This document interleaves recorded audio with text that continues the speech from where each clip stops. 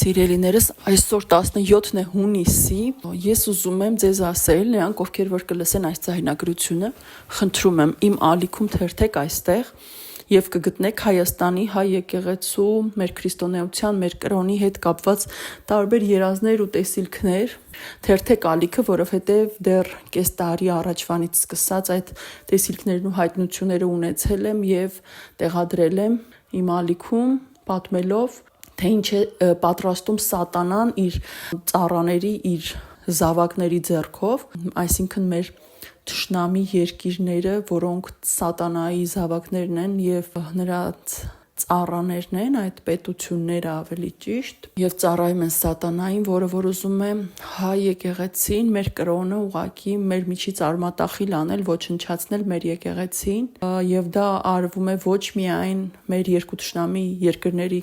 միջոցով, այլ նաեւ արվում է շատ ավելի խորամանկ ձևերով, այլ երկիրների միջոցով, որոնք հանդես են գալիս իբր քրիստոնյա եւ իբր կամենում են մեզ օգնել,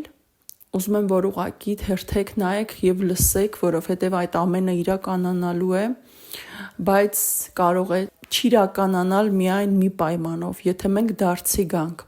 որովհետեւ սկսած այն պահից, երբ ես սկսեցի Թուրքիայի դրոշը տեսնել հայ եկեղեցու վրա, մեր առաքելական եկեղեցու վրա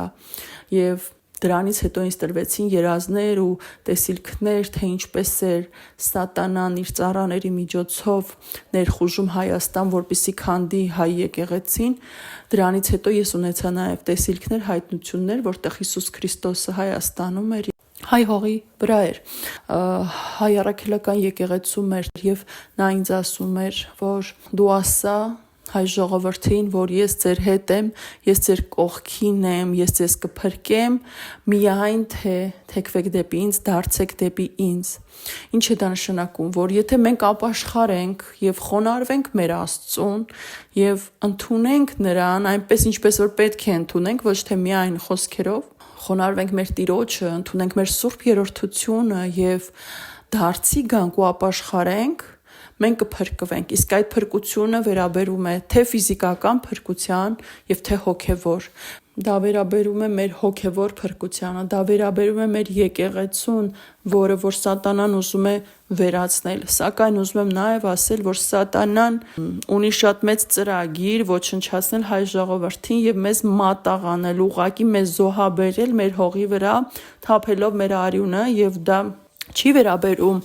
զուտ միայն պատերազմական գործողությունների եւ հազարավոր մարդկանց, այլ դա վերաբերում է ողջ ժողովրդին։ Սատանան վճիռ է ընդունել որոշում, որ միջև հակաքրիստոսի գալը, իսկ հակաքրիստոսի գալուն ընդհանրապես շատ կարճ ժամանակ է մնացել հաշված, միջև հակաքրիստոսի գալը մենք պետք է զոհաբերվենք սատանային, հենց նրա համար առաջինը, որ մենք առաջին քրիստոնյան ենք եւ հենց նրա համար, որ այս հողը Աստծուն տրյալ հողն է։ Ինձ ասել է դա Սուրբ Հոգին եւ ասել է, որ Եդեմը եղել է մեր լեռնաշխարհում, հայկական լեռնաշխարհում եւ Նոյի տապանը իջել է Արարատ լեռան վրա, այսինքն երկու կյանք, որ սկսվել են նորից աշխարհի վրա, ուղղակի սկիզբ է եղել երկու կյանքերի, առաջինը Եդեմով, Ադամով եւ Եվայով, երկրորդը Նոյան տապանով Արարատի վրա եւ երրորդը լինելու է Հիսուս Քրիստոսի գալով, երբ երկնային Երուսաղեմը իջնի Արարատի վրա։ Հիմա դուք կհավատաք դրան, թե ոչ, դրանից ոչինչ չի փոխվում, ճշմարտությունը կատարվելու է, սակայն այդ ամենն է պատճառը, որ այս հողը Աստծուն տրյալ սիրելի հողն է եւ մենք ընտրյալ ենք նրանով, որ Աստված մեզ ընտրել է եւ առաջին քրիստոնյան է դարձրել ու մինչեւ հիմա մեզ պահել է քրիստոնյա եւ մինչեւ հիմա Աստված է մեզ փրկել, որ այսքան կանք եւ այս հողը ամբողջովին չի անցել սատանայի զավակների ձեռքը եւ Տեր Հիսուս Քրիստոսն ինձ ասաց, ես նորից եմ կրկնում, միայն թեքվեք դեպի ինձ, միայն դարձեք դեպի ինձ եւ ես ձեզ կփրկեմ։ Մի մոռացեք, որ Աստված ամենազոր է, արարիչ է, կատարյալ է, զորությունների Աստվածն է մեր Աստված եւ ամեն ինչ ենթակա է այս աշխարհում Աստծուն։ Սատանան նույնպես ենթակա է Աստծուն եւ միայն Աստծո թույլտվությամբ նա կարող է գործել, այնպես որ խնդրում եմ, եթե մեզանից յուրաքանչյուրը գիտակցի ու հասկանա, որ ինքը մեղավոր է եւ Աստծուն մեջքով է կանգնած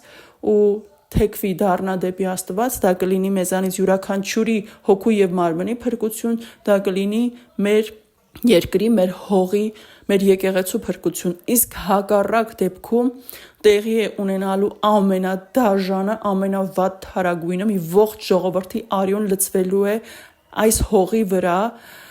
եւ այս հողը զավթվելու է սատանայի զավակների կողմից, որովհետեւ դա սատանայի երազանքն է եւ դա նրա ծառաների երազանքն ու նպատակն է։ Նրանք իրենց որոշումից ծրագրից հետ չեն կանգնելու, այդ ծրագիրը շատ մեծ է, այդ ծրագիրը նոր չէ եւ ուղակի բառի բուն իմաստով զոհաբերություն է տեղի ունենալու հայ ժողովրդի եւ քանդվելու է հայ եկեղեցին առաքելական, որպեսզի ուղակի այս հողի վրա, այս երկրի մեջ չլինի հայ, չլինի քրիստոնյա։ Եթե դուք չեք հավատում դրան, նախընտրում եք սուտ, կեղծ պատրանքների մեջ ապրել,